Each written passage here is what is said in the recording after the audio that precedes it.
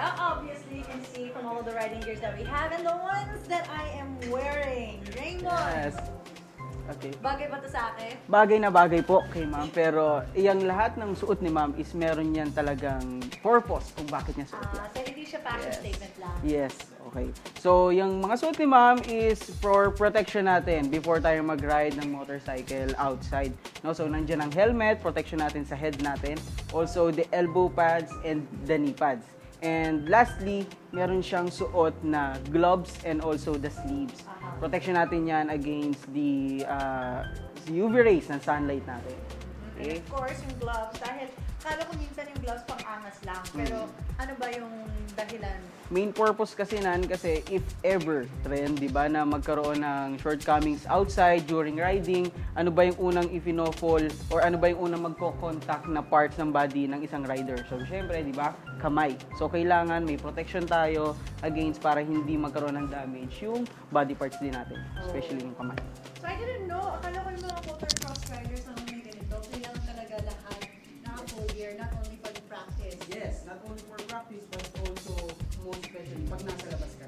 Okay? So, kailangan yan dahil isa yan sa magiging protection natin once na nag-ride tayo ng motor. I feel very, very safe right now. And I have to tell you a secret. I know how to drive a car, but I don't know how to drive a motorcycle. Madali lang yan. So, makikita yan natin later on kasi magkakaroon tayo ng demo riding. Buti na lang may ganito ako, no? Yes. But if ever anything happens, safe naman ako. Okay, so it looks like ready na ako. Let's go. Let's go, Raymond. So Raymond, what do we have here?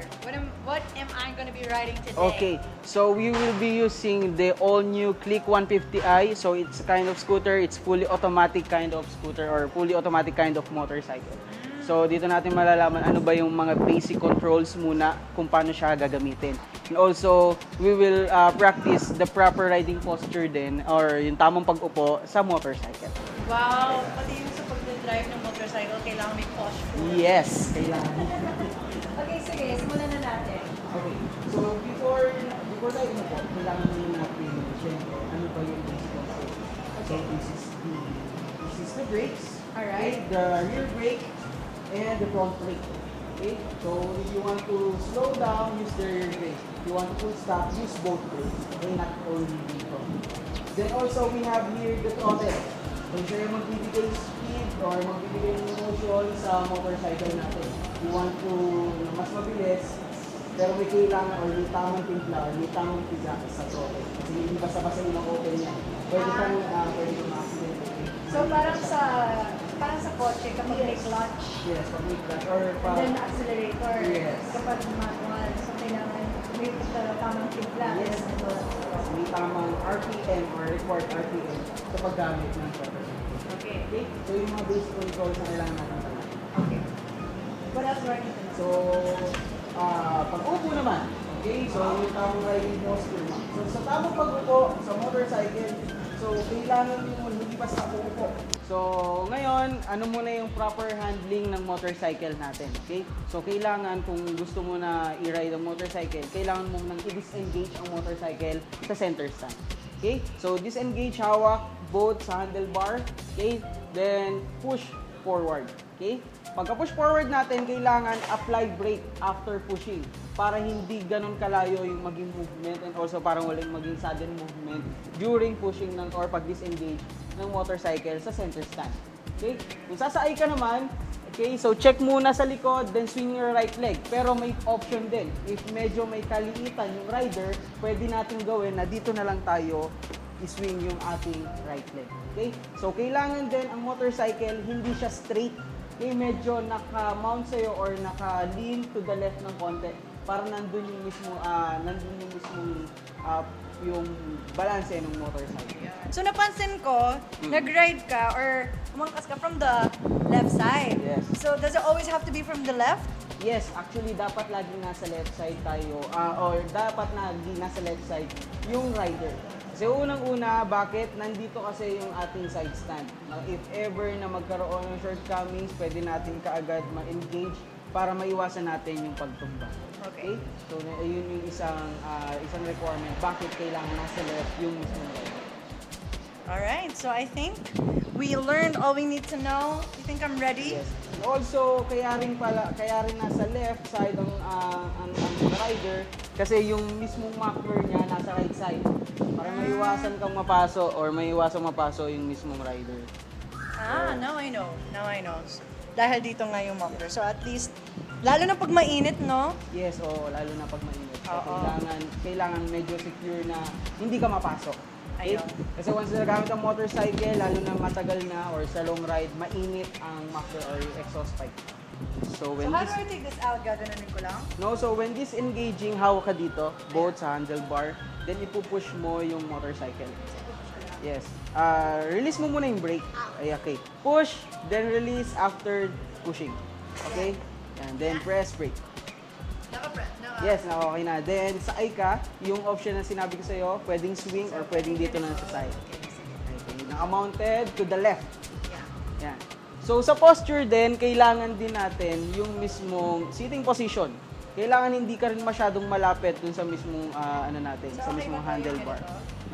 Actually, didepende yan sa mismong size or sa mismong height ng rider. Okay? So, dun siya. So, medyo ipod ka lang ng konti kasi medyo matangkad ka. Yes. Okay. Yan. And also, yung riding posture natin, kailangan yung ating wrist. Okay? Pag ginawa ka natin na yung throttle, so hawak ka sa throttle mo. Yung wrist niya, forming 120 degree lang. So, hindi siya nakaganitong posisyon. Kasi if nakaganito, for example, then bigla mong na-open yung throttle, full power na kaagad. Pwede kang ilipad ng motorcycle if hindi mo siya kayang i-handle. Okay? So, kailangan hawak sa throttle, forming 120. Then, kailangan na itong elbows natin slightly bend. Okay? Hindi dapat matigas. Para sa pagliko, hindi natin maiwasan yung maiilang tayo during turning. Okay? And also, kailangan yung shoulder natin relax din. Medyo nakababaya. Yan. Okay, then yung kailangan din, once na nagra-ride na tayo, outside, yung paa natin, may makikita kasi tayong rider na nandito, ine-engage nila tong mismong foot peg, then dito nila ilalagay yung paa, which is wrong. So, kailangan kasi natin, yung feet natin, inline siya sa leg shield. So, kailangan yung both feet natin nasa loob nung sa baba ng panel ng motorcycle.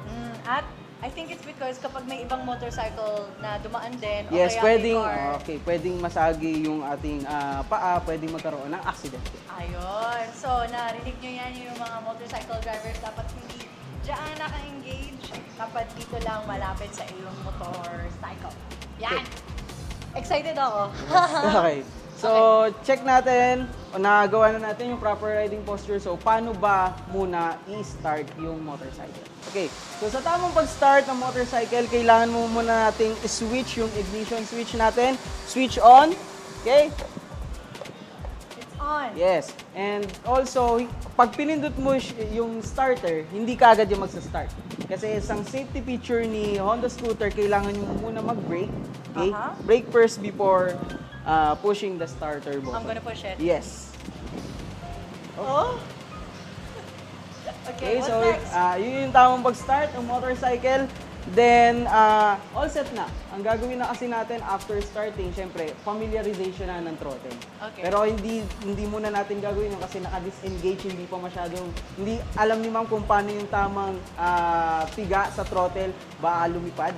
So, kailangan natin munang i-engage sa center stand yung motorcycle before natin gawin yun. So, before we start na mag-ride na talaga or under na yung motorcycle natin, kailangan properly coordinated si throttle at saka yung brakes natin. Okay? So, unahin natin sa throttle. Ano ba yung tamang timpla sa pagpiga sa throttle? So, iiwasan natin. First one, iiwasan natin syempre yung forming na ganito yung degree ng ating wrist. Kasi mapapansin nyo, watch this.